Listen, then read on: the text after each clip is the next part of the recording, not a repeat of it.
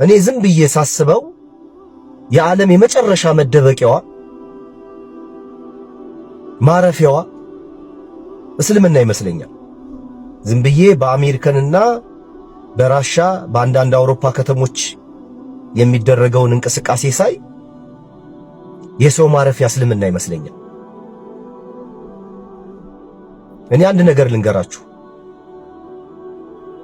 በዚህ በማህበራዊ ሚዲያም ስመጣ ሰው ለማገዝ፣ ለመርዳት፣ እውነት ለማውራት፣ አእምሮአችንን በትክክል እንድንጠቀም ለማገዝ ብዬ ነው የመጣሁት። በማህበራዊ ሚዲያ ከስድብ፣ ከርግማን፣ ከጥላቻዎች ምንም ያተረፍኩት ነገር የለም።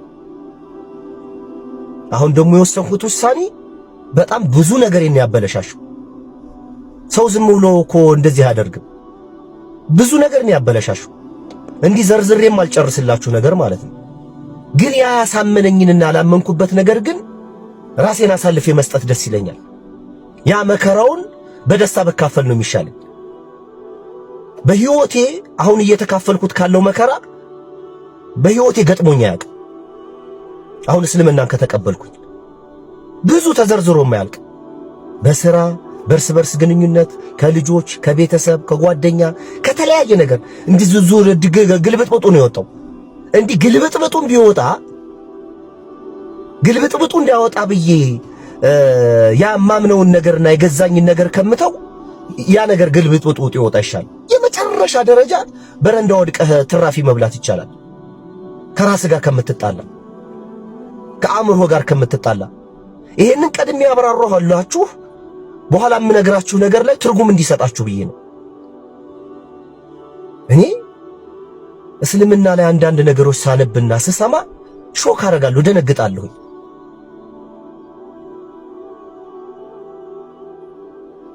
አላህ ሱብሓነሁ ወተዓላ በጣም ክፉ ሰው በቃ ከክፉ በፍጥረቱ ሁሉ ክፉ ሰው ብሎ የፈረደበት ወይም የተናገረው አሁን ክፉ ሰው ስትሉ የሚመጣላችሁ ምንድነው? እናንተ ብዙ ነገር ይመጣላችኋል። አእምሮ ያለው አእምሮን በትክክል የማይጠቀም የማያስተነትን፣ አንደበት ሰጥቶት አንደበቱን እውነት የማይናገርበት የማያገናዝብ ሰው ላኢላሃ ኢላላህ።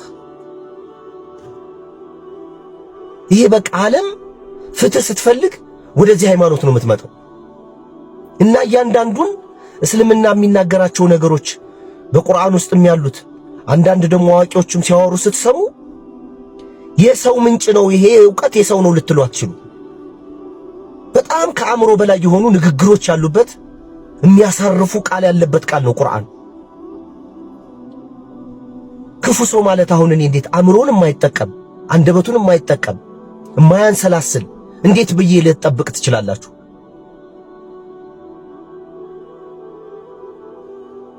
እና እስልምና እምነትህ ከእውቀት ጋር የተያያዘ ነው። አይገርምም?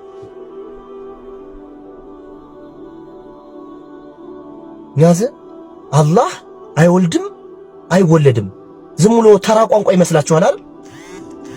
በደንብ አውቀህ ነው ማመን ያለብህንን። ይሄ ራሱ አላህ አይወልድም አይወለድም ጥልቅና ሰፊ ትርጉም ያለው ነገር ነው። ላኢላሃ ኢላላህ መሐመድ ረሱሉላህ ዝም ብሎ ተራ ንግግር አይደለም። ይሄ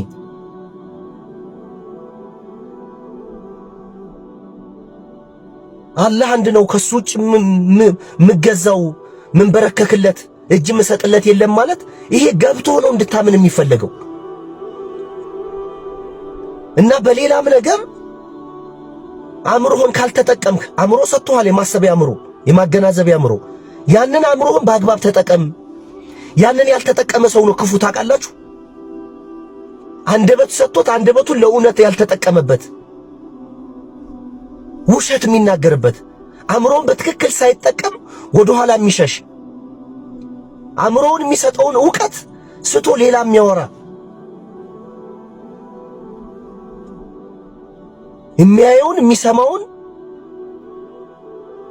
ማያስተነትን አንደበቱን ለእውነት ያልተናገረበት ላኢላሃ ኢላላህ ምን አይነት ጥልቅ ነገር ነው! እናንተ ክፉ ሌላ ነገር ነው የምትጠብቁት። እና አእምሯችሁን መጠቀም አለባችሁ። ቁርአንን በቅንነት አንብቡ። ፍጹም የሰው ቃል አይደለም።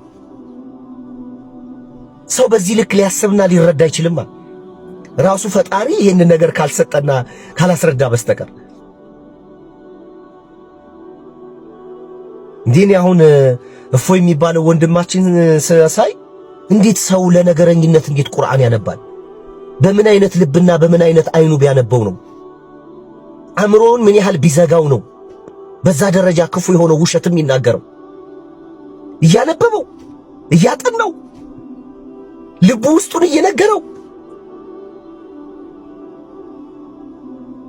ሌሎችን ለማበሳጨት ሌሎችን አታክ ለማድረግ እውነቱን በልብ ደብቀህ በአፉ ምን አይነት ክፋት ነው?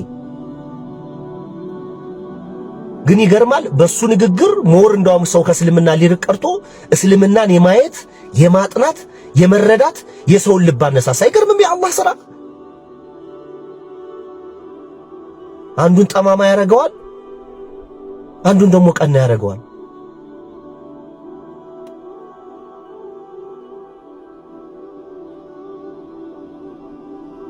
እና እኔ አንድ ነገር ልንገራችሁ።